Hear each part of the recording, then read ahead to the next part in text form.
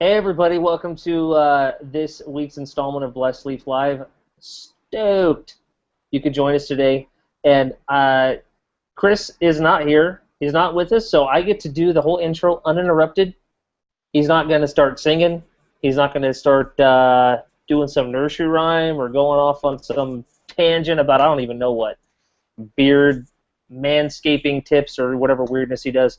I just get to do the intro. So good to have you with us. I'm Kyle Hoover, the lead pastor of Blessed Leaf, and got a really, really cool guest who actually I just met via email here a few days ago and then on this call right now. But super stoked to be able to have a bro in the industry that's so in the industry of ministry, which is my background. And I guess I'm in. I feel like I'm in the cigar thing, but like I can't escape it, dude. Once you're called to ministry, you're in. There's no escaping. You just can't get out of it. So anyway, that's a good thing. But today I'm being joined by James Patton. Did I say that right? Like General Patton? You said that correctly.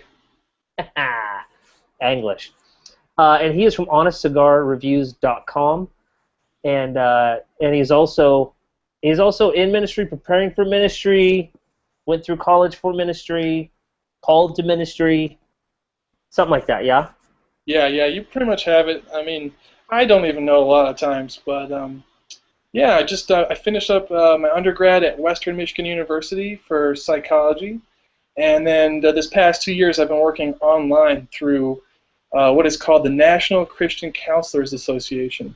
And so what they do is they give like Christian pastoral counseling degrees, I guess online through different seminaries and stuff. So Cool. I guess I'll have my degree from Colorado Theological Seminary, but I did it all online. So a lot of people ask me all about the school, and I'm like, I have no idea. I just did it online, but definitely a cool program, and I'm almost done finishing up my thesis with it, and I'm actually editing it right now. So maybe about 2 more weeks, and I'll be completely done with my master's in pastoral counseling.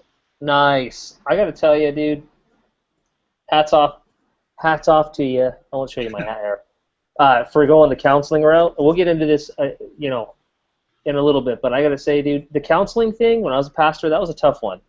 Because I'm not the kind of pastor that can sit there and listen to people talk. I'm the kind of guy that's like, oh, dude, just fix it. Here's what the word says. Now go do it. See, but that wasn't my skill set. And now my mom is finishing up her, I don't know, doctoral internship. She's working on her doctoral thesis for psychology or whatever, something.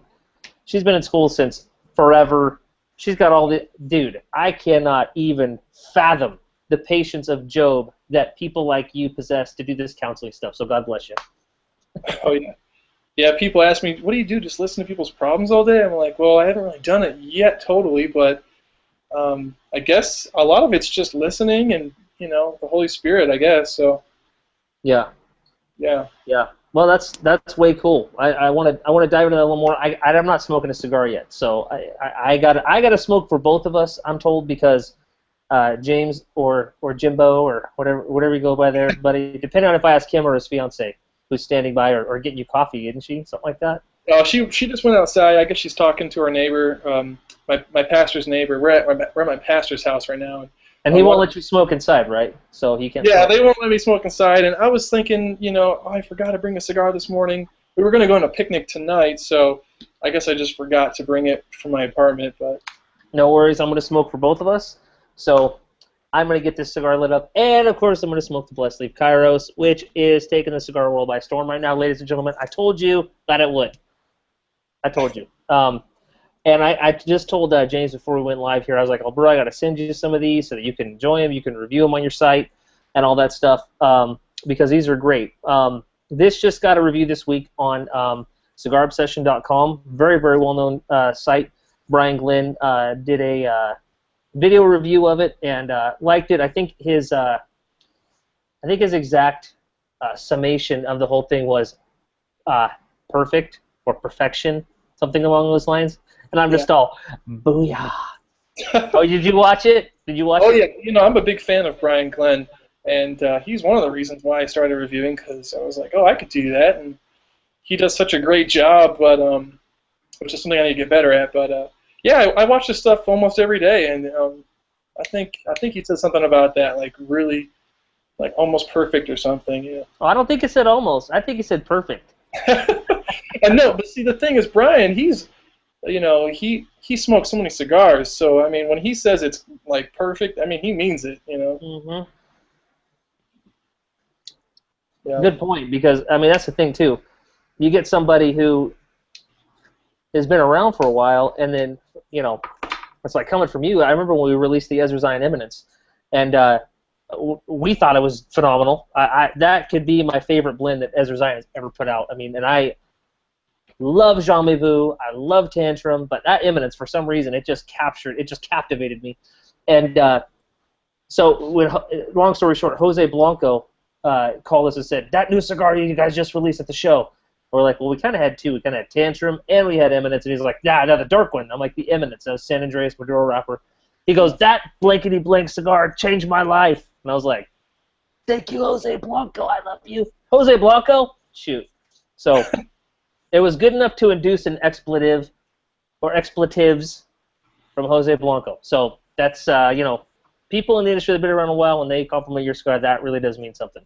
So it does. But before we go any further, I got to say my deets real quick. If you're watching us right now on blessedleaf.com, thank you for that. If you're not, if you're watching this on YouTube sometime after, you can go to blessedleaf.com and join. It's an online cigar church.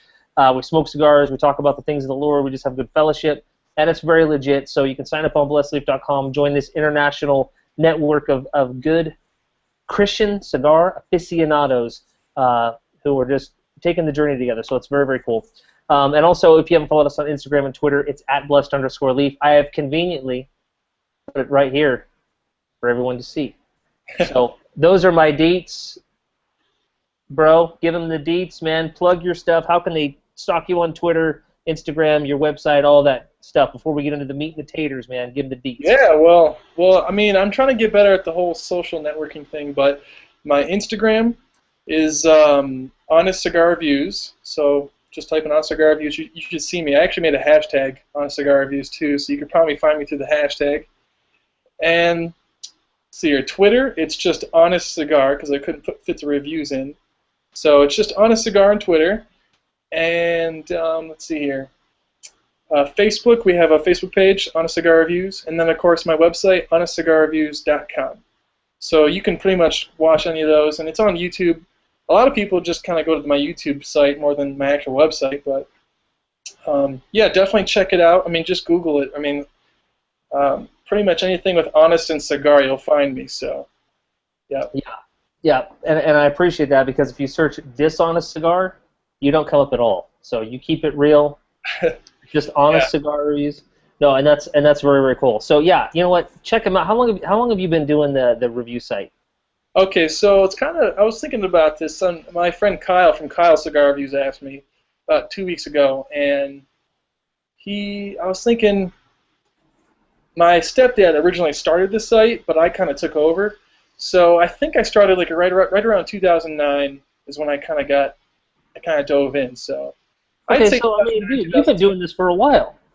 Yeah, but a lot of stuff, I wasn't doing video reviews, for the last couple of years. So I was doing like written reviews a lot of like blog stuff on my site. But it wasn't until I went on YouTube that I got some actual stuff kind of rolling out. So. Yeah, the YouTube's is a good piece of gear. Yeah, for sure. Yeah. It most definitely is. Well, real quick, I keep kind of jumping ahead, but. On the Kairos, on this review, which will be up on your site soon, because I'll send you some out, of my personal stash. People have been emailing us. They hit us up on Twitter. Where can I get this? Where can I buy it? I don't see it in my local shop. And you know what? You're not gonna. It is available. You can go to blessedleaf.com. You can click on up in the menu on the right-hand side, Kairos Cigar. It'll take you to the order page, information page on Cigar Federation. They handle all that processing, so we can keep, the business side and the permits and all the bureaucracy that you get into when you have to sell a tobacco product. Over on the business side, everything, and all the proceeds are donated over to the ministry to go to further the ministry, to the missions we support, and all that other good stuff. So you can go to blessedleaf.com and order the cigar in 5-packs or in boxes like these. We do have a few boxes left. We only did 100 of these, and they're selling really, really fast. But we have a few left. And or you can just go to store.cigarfederation.com and just. But I'd rather you come to blessedleaf.com because then you have to jump through all the Jesus hoops to get it, which was the point, people. That was the point. So yeah, as you continue to see it out there, I'm telling you guys, it's getting posted all over Instagram, all over Twitter. People smoking Blessed Leaf, Kairos, digging it. I told you, everybody, when we blended it, we were gonna make this extra special, and we did. And I'm stoked on it because we represented the Lord well. If you go read some of the comments and stuff that people have left on, I mean, even like Brian's website, or even when we were on Half Wheel or whatever, you know, there's always that comment battle that goes on like, oh, you put God in a cigar? I hate that. Oh, you guys are a bunch of a-holes. I'm never going to buy anything of yours, and I'm never going to buy any Ezra Zion. Bah. And then you got the Christians going there like, oh, well, I think it's pretty legit that they're sharing their faith in a creative way. And then they get back and go, well, they do not. Dude, you know what? This is America. And I would just say anything I want, however I want to share my faith. I'll put it on a cigar. I'll put it on a daggum sandwich. I'll do whatever I want. You know, if you don't like it, don't smoke it. But you know what? I'm going to do what I've been putting in my hand to do. I know the Bible, and I know cigars, so I'm just kind of going on a little rant there. But you know what? Even if you don't like it, I still love you. Okay? You can't get away from it. I still love you. If you don't want to smoke my cigar, that's all right. I still love you. You can't make me stop loving you. You can't escape my love. And you know what else I'm going to do? I'm going to pray for you. If you leave a negative comment, I'm going to pray for you. And you can't escape it. So anyway, that's my little rant there. Anyway. And I got to say, too, I mean, I haven't shaved for a few days, and I'm like a full-on mountain man at this point, and I'm kind of digging it. Hey, yo. Yeah, I go on a little time. A little tirade. This is the best mustache I can grow. It's sad. It's really sad. You'll get there. You'll get there. But it helps when you smoke cigars. It makes the man out of you. So up your cigar intake by 2 times of what you're currently smoking. It'll help. So anyway, so now that all of that's out of the way, James was cool enough to come on the show. Again, he's with HonestCigarReviews.com, and it's cool to me to have somebody who is passionate about ministry and who gets the cigar thing, just to talk to, because for me personally, dude, there's that camaraderie. You know, before we went live on the air, you know, we were talking about, you know, different little pastoral things, and you know, he said, used to be in youth ministry, I'm thinking about going to that, different stuff, you know. It's just neat because, you know, when you're a pastor and you're in that sort of ministry, that's a very, very unique thing. There's really, really unique dynamics to it, scheduled things to it. I mean, it basically is not a job, it's a lifestyle, because you really don't have set hours. Your life basically is, you know, if there's an emergency with something, I mean, you're on call 24 hours a day. You know, it's a calling. It's not just a job. So for those people who understand that, it's very, very cool to have that sort of thing, you know, and to be able to discuss that kind of stuff. So I say thank you for taking time out of your busy schedule to come on the show and kind of share your story with us and with the Blessed Leaf family and audience out there and everything else. So give me your testimony, dude. How'd you get saved? How'd you get born again? Were you raised in a Christian home? Were you a total drug addict that got saved on the street, went to Teen Challenge? I mean, what's your deal, man?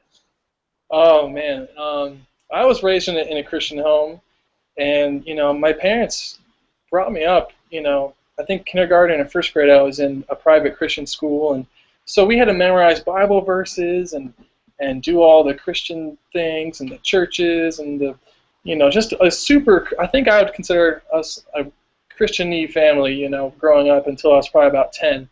But I remember one time my mom said something to me. I was probably about 6. She said, you know, like, it's all about like a relationship, and to be saved, you know, she was trying to explain it to me. I was a little kid.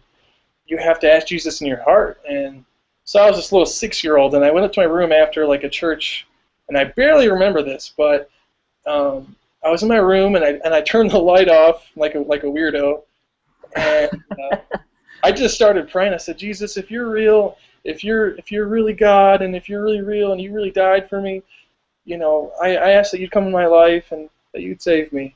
And it was like a real simple prayer. I was only like 6, you know. And so I guess I would say I became saved when I was probably around that age. So Yeah, I'm but really, dude, hey, you got it done. It doesn't take a big, long, complicated yeah, prayer. That's it. yeah. Yeah.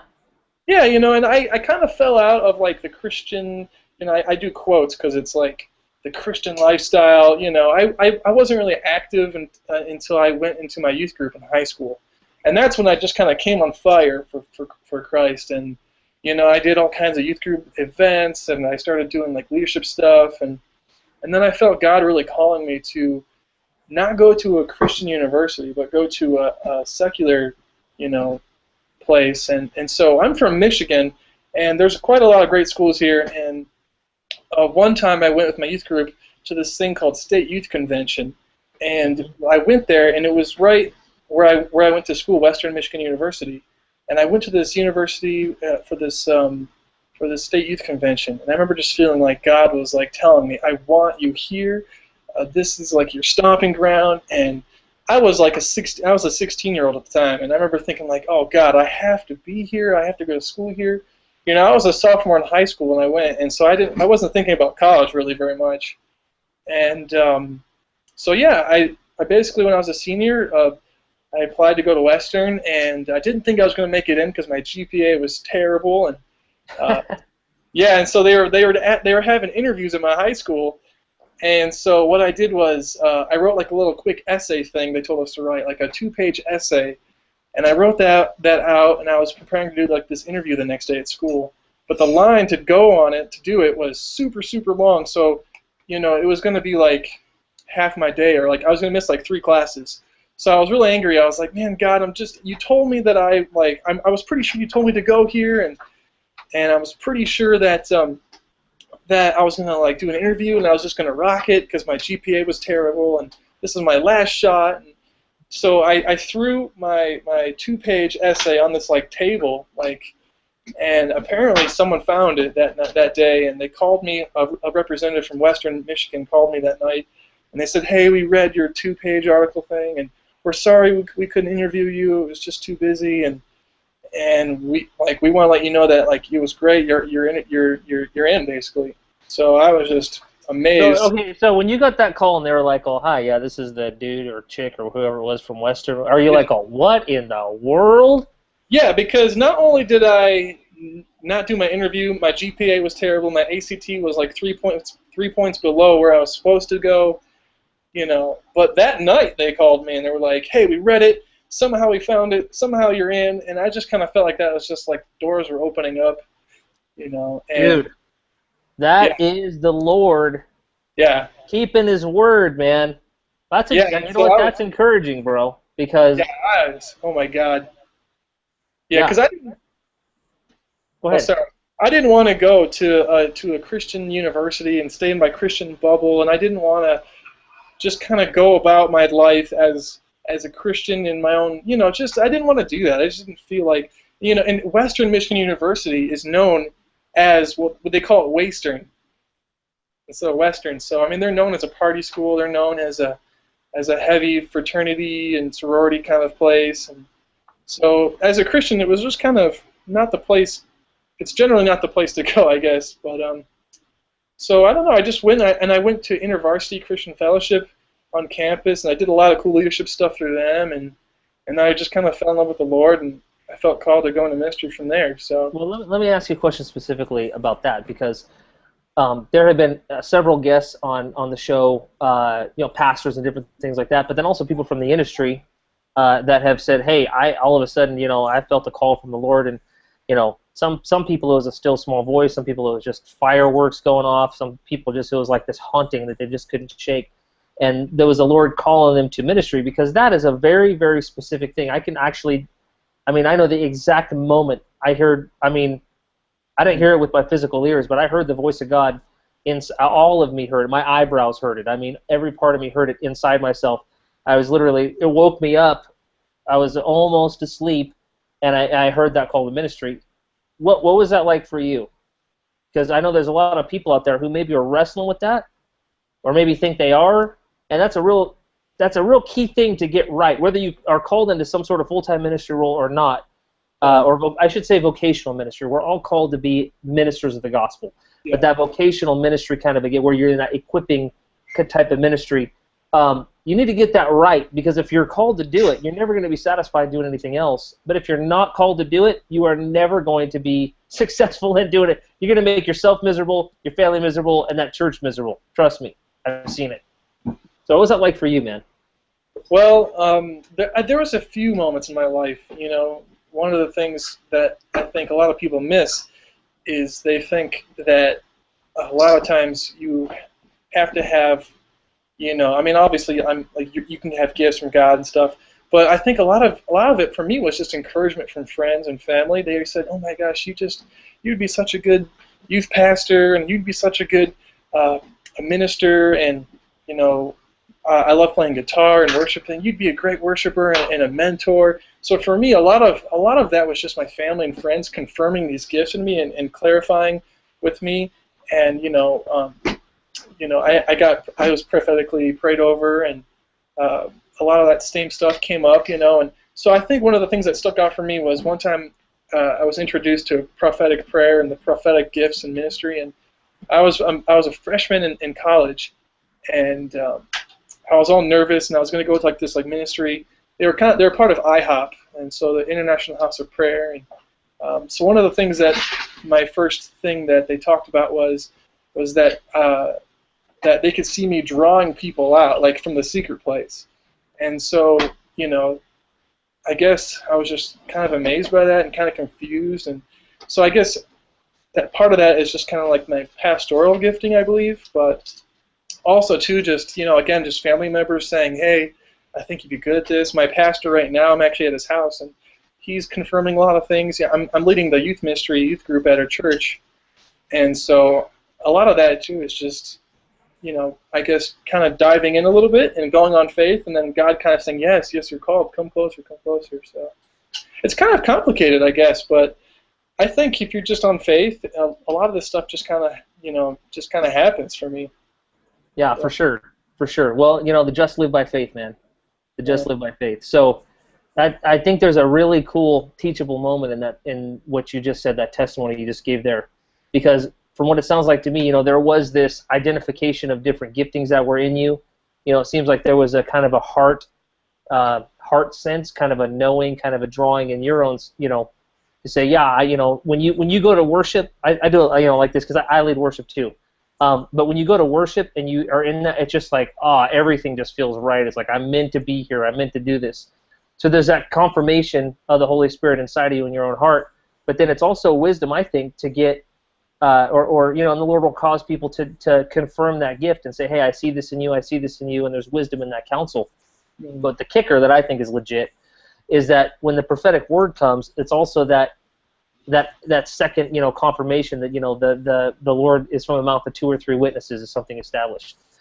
So that's also an extra layer. And, we talk about this a little bit, and I've taught on this a little bit here on Blessed Leaf. And, there's people that say, I don't believe in that anymore. It's people that, I totally believe in that. I do totally believe in that. I mean, I can hang in respect with whatever anybody believes as long as we all agree on Christ. But I'll tell you what, it's a very powerful thing to have somebody who doesn't know you be ministered to and have the Holy Spirit be able to identify things, and sometimes you don't understand them at the time, and they make sense maybe 2 years down the road. There's context for that, but also to confirm some things that you already know about yourself, about the giftings and things like that, because it just shores those foundations up, and you're like, oh, there's no doubt in my mind.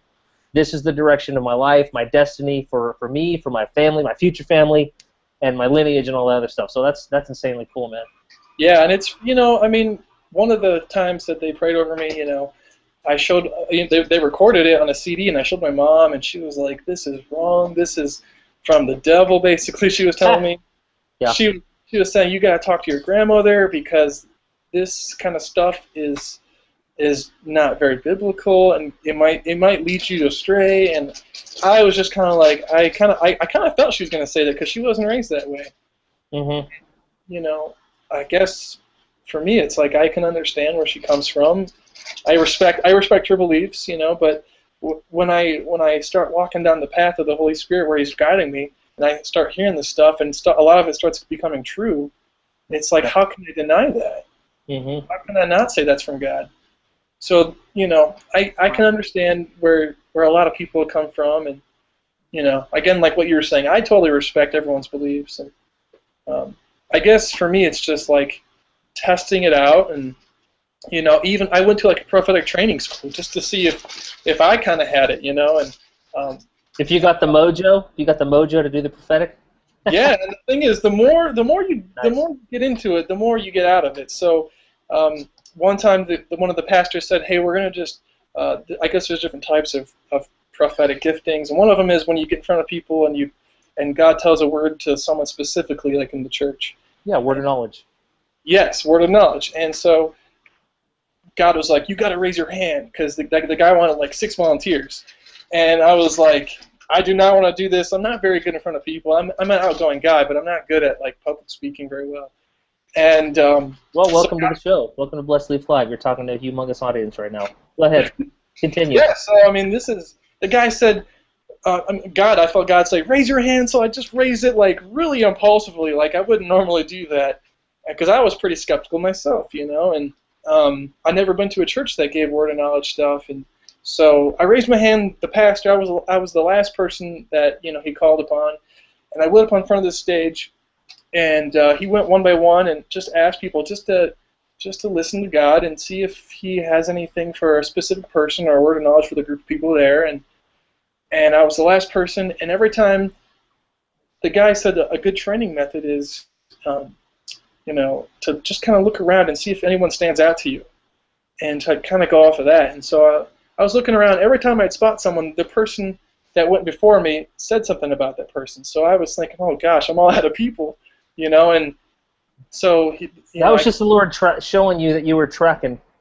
Yeah, so literally, like, there's about 100 people there. I'd pick that person. Okay, God, what do you want me to say about that person? And then the person in front of me or the person, when it was their turn, they'd say something about that, So I was really nervous. I was like, God, I don't know why I'm up here. And, so when the guy gave me the microphone, I'm like, and then, like, instantly, as soon it's like it came out of nowhere, I saw this guy wearing a green striped shirt, kind of like Steve from Blue's Clues.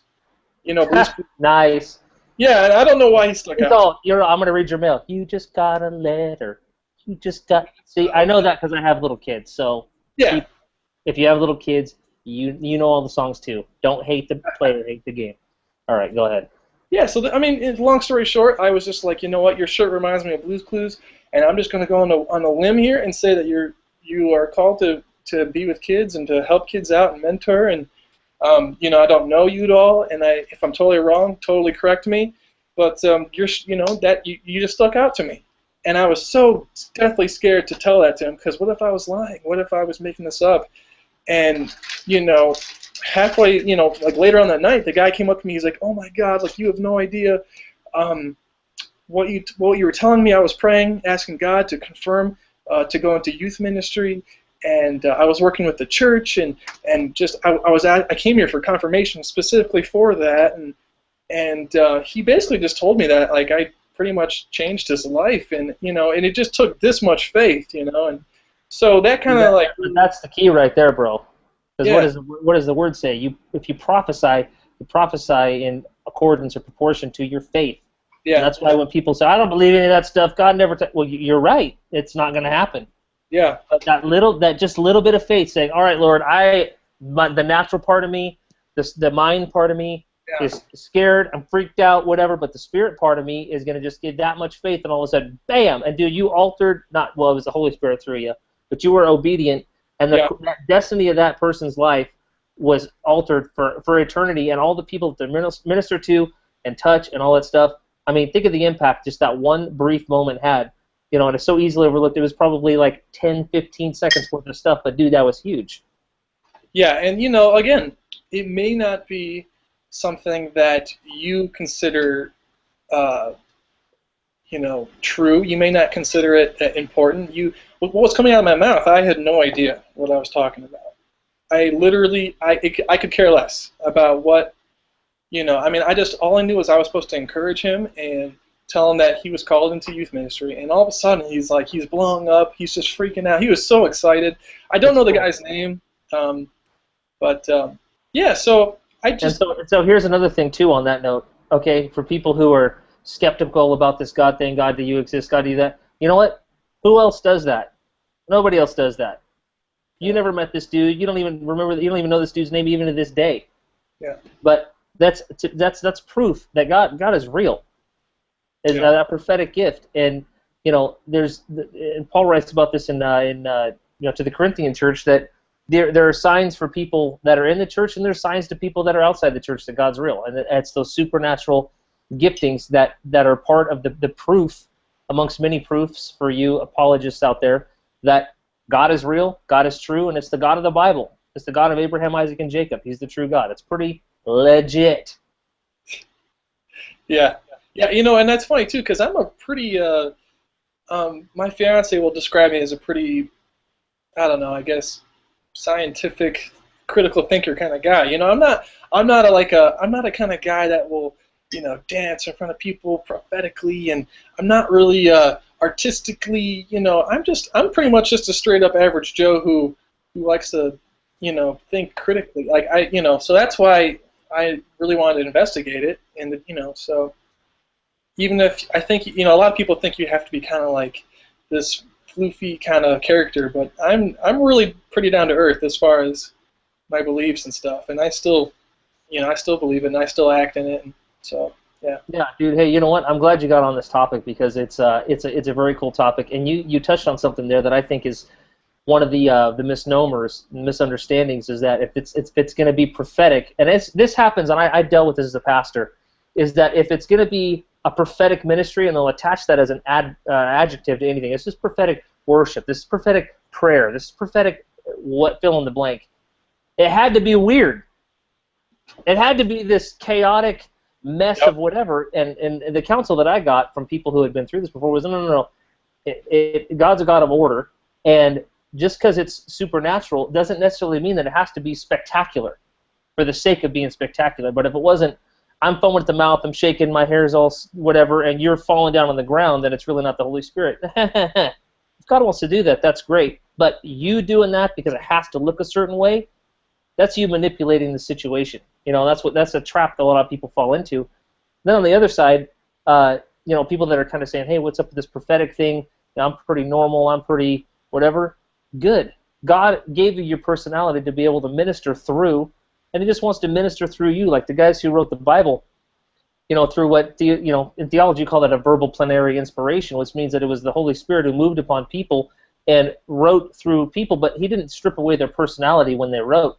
You can still see Peter's personality in the writings that he did. You can definitely see Paul's personality in his writings. I mean, that old boy, he was a little firecracker, man. That kid would eat your lunch. You could definitely see John and his, John, to me, dude, John would remind, I don't know you that well, but would remind me of somebody like you. Yeah. You're probably very compassionate. You're probably very patient with people. You think about stuff, and when you at the end of the day, it's like, man, I just need to love you. We need to understand, and I know you got problems, but that's why they call him the apostle of love. He probably, if he was living nowadays, he probably would have been a counselor like you. Me, I'm more like Paul. That's why I like Paul's writing, where it's like, oh yeah, circumcision. Yeah, well, why don't you just go ahead and cut the whole thing off? I'm like, yeah, Paul. Yeah, we're getting somewhere. See, Peter with the sword. That would be me. I'd be like, oh, you want some of this? Come at me, bro. Come at me, bro. That would be me. So, personality. Yeah. Yeah, that's actually what my schooling's on. The program I did is called Temperament Therapy, and so the whole entire program is about at birth, at conception, God placed in you. He needed us in our mother's wombs. He placed in you your temperament, and so the idea is that we walk around day to day with our personality, which is kind of like our mask almost, and we kind of are different people around different environments, but our temperament is like our inborn man, so the idea is a lot of people, they just don't know their temperament and their temperament needs, and so that's kind of like what my specialty is that's good training right there, dude. Yeah, and it's great for lay workers in the church, other people in the church who want to help out, and I guess the whole idea is that we have anxiety and depression and a lot of worries and fears because we're not meeting our temperament needs in a godly way. So it's pretty cool. That kind of got me on that point where you were talking about like identity and stuff. So that's very cool. Well, after we get off air, then I want you to talk to you about that about me. So, because I like taking all the personality profiles and the strength tests and spiritual gifts tests and stuff because I want to know what I'm good at. But you know what, ladies and gentlemen, I want to know what I'm not good at. So I'm not over here trying to struggle with something because I feel like I should be doing this. When God's like, oh, I never gifted you to do that. I never called you to do that. Yeah. Now you're over here doing the wrong thing, which sucks. But if you're over here doing the wrong thing, it double sucks because now you're not over here doing the right thing. So that's a real important thing, dude. And that's very intriguing to me because, you know, if people are in their correct place, we all work together. The Bible says we're all living stones fit together. We're all part of the body of Christ. You know, and different parts can say, I don't need you. No, we all need each other. We're all fit together in this thing. And if someone's out of place, you know, and that friction and those problems that it causes, I mean, when one part of the body hurts, the whole body hurts. So that's a huge and very, very important ministry, and I'm stoked that the Lord has called you and has given you wisdom in that, dude. Because I mean, I've seen through my own experience in ministry, people that aren't in the right place, either for their own ego, they decide that they want to be in some position, or whatever the case is. They feel they're guilted into doing something that is outside of their calling or skill set or gifting, or I guess temperament is the word that you're using, and the frustration that they have in their life because, I mean, God just did not wire them that way to do it.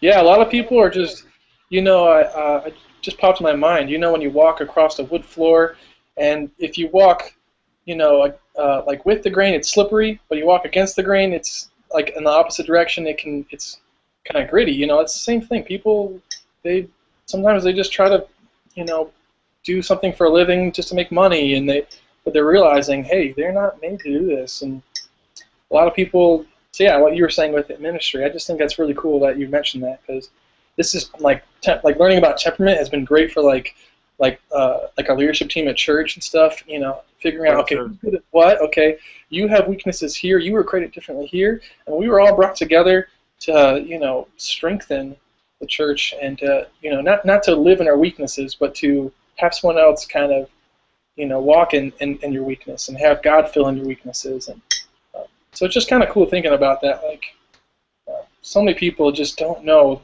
how they were created. It's just, yeah. Yeah, well, you need to write a book. I'm telling you, someday, dude. I'll just prophetically say that in and of myself. I'm not saying that's from the Lord, but you should write it. It could be though. You should write a book on that, dude, because you know what? the other issue I've seen. I mean, my entire life growing up in church as a pastor's kid, then being in ministry myself, even to this day in business and different things like that, is that a lot of frustration, a lot of conflict comes between people when they're trying to get out of somebody what's not in them. And the Bible says that we're supposed to know the people that we labor with, you know, in the kingdom, and to know the people that are around you. Like, you know, if you're at a local church and that work, not only to know them on a you know, relational level, like we're friends, we have barbecues, and et cetera, we all smoke cigars together. But how much better is it to know that this person is, you know, is this way? And so if I try to, you know, approach them with this, it just doesn't even compute. It just doesn't even compute. If I'm trying to get, you know, that's the frustration of dealing with musicians that play in church. You probably know this. Yeah. The executive pastor can't understand why they can't get the musicians to show up on time. Because they're musicians, man. They're not gonna, you know, they're artsy fartsy creative. Okay, why can't you guys stop playing when it's time to stop playing? And they're over there like, oh, I'm so into it right now. Every musician understands it. So, you know, it's kind of a funny thing. Yeah, very true. Very true. Yeah, and all the musicians said, "Amen." Yeah, I know, because I am one. So, I gotta tell you, Doc. I'll call you Doc now. I feel a little schizophrenic sometimes because I got the whole administrative side of me, and then I got the whole creative side of me, and sometimes they wrestle back and forth. So, very interesting temperament there. Very interesting. But on that note, let me talk to you about cigars. Yeah, talk to me about cigars. We'll talk to you about cigars. Okay, we heard about your God testimony. Heard about the legit ministry that God is bringing you into, and that you're walking in and all that stuff. And personally, for me, I'm stoked on that. I really, really am. Cigar-wise, what was your first cigar? When did you start smoking cigars? How'd you get into that, dude? Okay, so my stepdad, he was the guy who, you know, started on a cigar reviews, and I kind of just latched onto it. But he got me into cigars. What was the first cigar you ever smoked? Do you remember? Yes, I do actually. Well, the first one I ever smoked, I don't remember, but I was just a quick puff. But the first cigar I ever enjoyed was a Padilla 1932 Churchill. That's a good freaking cigar. Yeah, well, I have the Robustos. They're okay. Robustos are decent, but that Churchill, man, that's a knockout cigar. So one time, my stepdad and his best friend were in the garage, and it was like a super cold night in the wintertime here in Michigan, and I was laughing at them. I was peeking my head out the garage. I said, "You guys are so dumb. You're smoking your stupid cigars, and if you're freezing your butts off." And one of them just said, "Hey, you better come over here and try this thing and tell us we're stupid." So I went over there and I tried the Padilla 1932 Churchill, and there was only about 3 inches left. And I said, "Oh my God, this is so good." Exactly. And they went inside, and I just smoked the rest of one of their nubs, and I was like, "Man, this is it. I'm in." So Sure. So how long ago was that? so that was probably when I was 18. So I'm 24 now. So what is it? About 6 years. Yeah. Okay, so I mean you're definitely not a newbie smoker, especially if you're doing cigar reviews. So Yeah, I don't know. I kind of felt like I started reviewing cigars a little bit too early, because I was only, again, I started 18 and I started doing the reviewing around 20. 2 years of cigar smoking isn't. I'd prefer to kind of go back and change some things, because 2 years is not a lot of experience, but. Right, and as you smoke, obviously your palate develops. Yeah. And I started out my first cigar when I was 16. I was underage, but it was my associate, the associate pastor at our church. His sons said, "Hey, have you ever smoked a cigar?" I'm like, "No." "Do you want to?" "Yeah."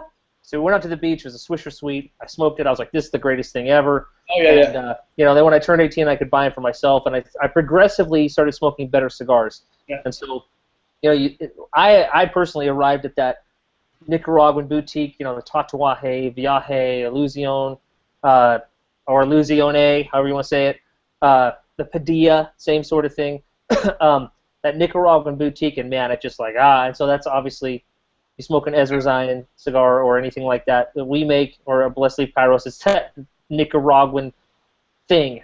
But it takes a long time for your palate to develop up to that point where, like for me, I like bourbon, but if I go drink brandy, I'm not familiar with that. So if I get a really high-end brandy, I mean, I can say, yeah, that's good, but Yeah. I can't. My palate isn't used to tasting that, and so I'm not going to pick up all the nuanced flavors that someone who's a real seasoned brandy drinker is gonna pick up. So I mean, the years and years of palate development. I mean, dude, I guarantee you that. You're going to smoke a cigar now. It's going to be even a year or 2 years ago. You're going to be able to detect more in that cigar than you did even just back then. It's pretty legit. Oh yeah. So you started smoking when you were 18, and then you started getting into the review gig when you were 20. What prompted that? Well, my stepdad just basically said, like, "Hey, I don't really have time to do this. I'm not really into it." People don't realize that being a reviewer is a lot of work, and I kind of call it like a part-time job. Especially if you're doing video stuff and typing like whole blogs. But he just wasn't interested in it. He likes cigar smoking as a relaxing thing, and he felt that reviewing cigars was just too much work, and it kind of was ruining the cigar cigar experience for him. So. I just started taking over, and I just wrote a few blogs. I think my first one I wrote was like a cigar etiquette, cigar shop etiquette, thing. And Sure. I was just talking about how I go to cigar shops and what I recommend, because I didn't know when I went to my first cigar shop that you weren't supposed to take the cigar out of the wrapper all the time and put your nose right up in it. I mean, you can do that, but just kind of be cautious, And so I just started talking about that kind of stuff, and then I just started taking pictures of cigars with my friends and putting that on the website. And then before you know it, I was just reviewing cigars, and so giving them a 10-point rating instead of a 100-point rating. And Right. No, very cool. Very cool. Well, what cigars have you been smoking recently that have stood out to you? That make some recommendations, or maybe some new cigars that have come out, maybe people haven't heard of, that you got a hold of and reviewed. Is there anything that's really you've gone like, dude? Yeah. Well, I mean, it's kind of different because lately I've been working on my thesis, so I haven't been reviewing a lot of cigars. So sorry for all my subscribers. I bet a lot of them are kind of bugged by me because I haven't posted one in like 2 or 3 weeks. But So Emilio, House of Emilio, Gary Griffith, he sent me like pretty much a good variety of what you guys offer, and Oh, he's good people, man. He is oh, good people. he is awesome. Gary is one of the most generous guys you'll ever meet. Yeah. He's just a down to earth kind of guy. I mean, I haven't really talked to him much. I just emailed him a few times, but he seems like a great, honest kind of business guy. And He is. so Bodega is I've smoked 4 bodegas, and I just reviewed the Bodega Digestivo, and the Aperitivo, and let's see here. So I'm in this boutique series this year. So my favorite cigar so far in the boutique series is the Café 1901 Don Fernando Maduro. Hmm. And Yeah, I've never even heard of that. What is Yeah. that again for everybody that's watching? yeah, it's a Honduran cigar, and I guess this Café family is pretty well known in Honduras. I guess I'm not exactly sure. And they age their tobacco for I believe 6 years, and I'm pretty sure it's Cuban seed tobacco, and it's just really creamy and sweet. And I think I called it a s'more cigar because it had chocolate notes and had a lot of like that toasted kind of graham cracker flavor. So I've been telling everyone for like 2 weeks that you got to try a Café. How do you spell that? How do you spell that? They want to go Google it and find out where they can get it. Kafie. So Okay. maybe it's Café. I'm not exactly sure, but Kafie. And I tell you what, I mean they are great cigars. And I was also really into what was it? I really liked. Let's see here. I'm trying to think of the other cigars I smoked. There's a few other ones, but See, if I put you on the spot, then you're like, oh, yeah, because it's fun. funny. Like if someone asked me like on the street or something, I'm like, oh, I love this, this, and this. But as far as like recently, I haven't really been smoking much other than Bodega. But Well, let me ask you about Bodega then, because I mean they're in House Emilio, they're they're our brothers in our distribution company and all that stuff. Very very cool guys. Which did you prefer one over the other, the Aperitivo or the Digestivo?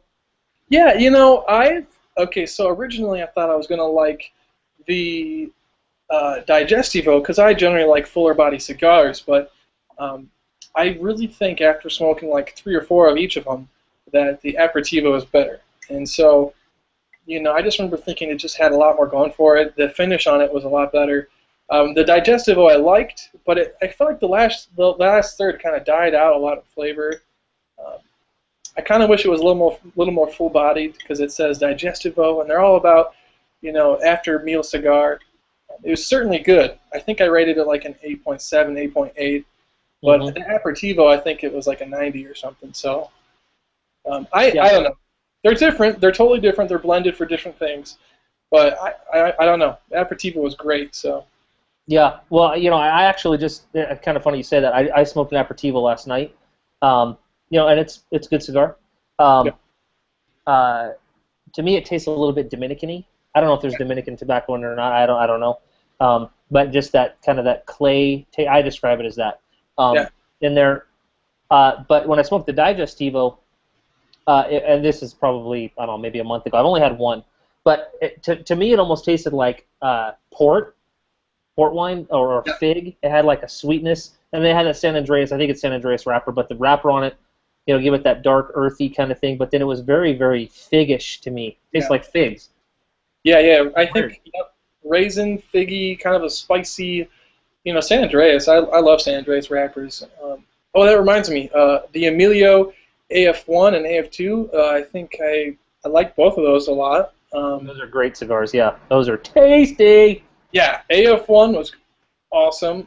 AF2 I think I liked even better. So maybe I think the AF2 is a Habano, I think. But I don't know. They're both made in the AJ Fernandez factory. That's where the AF comes from. For those of you who might not know. But yeah, dude, those are great cigars. Yeah, we actually reviewed because I do a thing called it's called Herf Hangouts Live. I just started it with Kyle Cigar Reviews. And we reviewed, all together, we reviewed the AF1. So that was kind of a cool experience. Reviewing something together, it was the first time for me. Sure. Yeah. Sure, that's very cool. Very cool. Any cigars, everyone does their the top 10 list. I don't know if you do that or top 25 list for the year. Any Yeah. cigars in 2013 that jumped out at you? I know I'm putting you on the spot, but Um, it's hard to tell, but I would say definitely Caffey. I really liked. Oh man, my fiance bought me a just a Padron. I think it was a 64. I love anything Padron. I think I put that on your site as part of like my profile. Anything from Padron, I oh yeah, generally like love. Um, and it's kind of funny too because I don't know. I also have like a creamy Connecticut side I like. So it's kind of weird because I like nub cigars. I've had a few of them that have aged for like 5 years, like ever since I started. And I just tried one, and this nub is like a Connecticut, and I love that nub Connecticut. I don't really like the other nubs as much, but this nub Connecticut I thought was excellent. Um, so I guess that's pretty much it. It's just kind of funny. I'm trying to think like, okay, what do I really really like? oh yeah. Well, I mean, Padron, dude. Padron sets the standard for awesome. I Yeah, mean, that's Padron for us. I mean, just to tell you the inner workings of Ezra Zion, they're our plumb line, man. We measure everything against Padron. All we want to be is freaking Padron. They're so good. I mean, seriously, think about it. Everybody out there, have you ever bought a Padron and it be a bad Padron? Never. You've no, never got a bad Padron. And I'll tell you a story. When we first had the idea of getting into the cigar business and stuff, my first thing, was wisdom's the principal thing. We gotta learn this well, and so we set out to get counsel. And so Jorge Padron was very, very gracious to us, really helped us a lot, and spoke into the Ezra Zion company and whatever. And there was one thing he said that we adopted as a philosophy and a core value of what we do. And he said, most cigar makers, if they make 1 million cigars in a year, then the next year they say, okay, well, we want to make 2 million cigars. And the number becomes the primary thing. And so they'll do whatever they have to do to reach that number of 2 million cigars. He goes, Padron, if we make 1 million cigars in a year, and they make much more than that, but just for the sake of the discussion, if we do 1 million cigars in a year, and the next year we only have the tobacco to make 800,000, we only make 800,000. And that's why we're Padron. And I was like, that's what we got to do. That's what we got to do, because they do not rush tobacco. They don't substitute tobacco. They don't put tobacco in their cigars. It might be the same leaf, the same farm, same lot, everything, but maybe it's not fermented long enough yet. They don't rush it into the cigar, because I mean, you ferment something, 6 months less or 3 months less or a month less or whatever, you change that leaf completely and you change that entire blend. But Padrons always burn right. They're always consistent. The construction is great, and the flavors, I mean, they're just complex and awesome. So yeah, Padron, man. yeah. Daddy like. And when I first started too, I really got into Rocky Patel, vintage 1990, because that's my birth year is 1990. So I was like, oh, this is cool. It's like my age, Right. So I don't know. That's always a go-to cigar for me too. Vintage 1990s, decades are pretty good. I feel like I'm kind of boring as far as like what I like, but I like, the stuff that's kind of like standards almost, Yeah, for sure. For sure. Oh Well, yeah, I just tried my first ever Drew Estate that wasn't an acid, and it was number 9, and that thing was great. Liga Privada? Oh, you gotta Yep. love the Liga Privada. Yeah, the Liga Privada will minister to you. That was great. I just smoked a. I gotta back up. At the last trade show at IPCPR last year is when they launched the Nica Rustica or Rustica, or however you say it. Yeah. And so I got a hold of one and I smoked it, and I was and here's the thing, at IPCPR you're smoking like 20 cigars a day. You're smoking nonstop, so your palate is just nuked. It's raw, so you can't taste very well. But from what I could taste, I was like, this is a great cigar. This is very, very cool. Well, after IPCPR, a couple weeks later, Chris's family and our family got together because our families are very close friends. Went up to his ranch. We're having a barbecue. Kids are swimming in the pool. It's just August, summer. It's hot in Texas, and so I was like, dude, let's bust out those Nica, Rusticas or whatever. Smoked it, and I was like, dude, this does not taste the same. I'm not digging. I'm not feeling this cigar, dude. It tastes too young to me. Yeah. Well, I went back to one here just like a week ago, and I smoked it, and I was like, dude, I really, really enjoyed it. I really enjoyed it. And so come to find out, there was some sort of issue with a certain production run that was different. And I know because Jonathan Drew told me, and I was like, oh, well, that explains it. So that's a great cigar. If you're out there, I mean, for the price, you cannot beat it. It's a great cigar. So I know if you've only smoked a 9, dude, you need to go hit the Undercrowns. You need to go hit the Nica Rusticas, dude. You're going to dig them. I got Undercrown Corona and a Nica Rustica Robusto. I've been aging them for like 2-3 months, and I'm excited. Smoke them. Smoke them. Oh, yeah. Very I got cool. a whole humidor full of stuff from winter that I've been stocking up for summer, so I'm really excited. See, and that's the thing, too, for the cigar smokers that live in states where you get it, you have some very serious winters. Like, there's no doubt there's going to be snow for a while. We had a pretty severe and pretty long winter this year, from what I understand. I mean, even in Texas, we had, snow and freezing conditions, and it was very, very rare. This is my first winter like this in Texas, but man, oh man, it was pretty bad. So I'm stoked that everything's starting to thaw out for the most part, and all y'all out there are getting ready to, or are now able to enjoy all these cigars. You're all pent up from wintertime. Yep, where I live, we have a few lounges. One of them is called the 1502 Lounge. It's, same thing, 1502 Cigars. They actually have a lounge where I live in Kalamazoo, Michigan. And I love spending time there, but I don't always like going to lounges, So I prefer just hanging out in my backyard and drinking bourbon or whatever. So, Nice. But if you guys haven't tried 1502, try it. I mean, I love every single one of those cigars. So that's another one that pops out to me a lot. For sure. Yeah, I just had the 1502 Emerald Lancero yesterday. I started my day off with that, and that was a tasty little treat. So, yeah. Lancero, that's the new size, right? Yep, just launched them. And since we're in the Familia with House of Emilio, again, 1502 is a House of Emilio distributed cigar, we're able to get our hands on some of those Lanceros. And, dude, the hype is true. It's all true. They're excellent smokes. So. Oh, yeah. The drops on those are perfect. Absolutely. Well, we're coming up on time, so I'll wrap this thing up. But, bro, thanks for taking the time out of your busy schedule, man. I know that with all your with the school, with ministry, and everything you got going on, I know time is precious. So thanks for taking some time and spending it with Blessed Leaf and with the family. I just want to say it's been cool to talk to you, to hang out with you, and hope to meet you in person someday, man. That would be legit. That would be legit.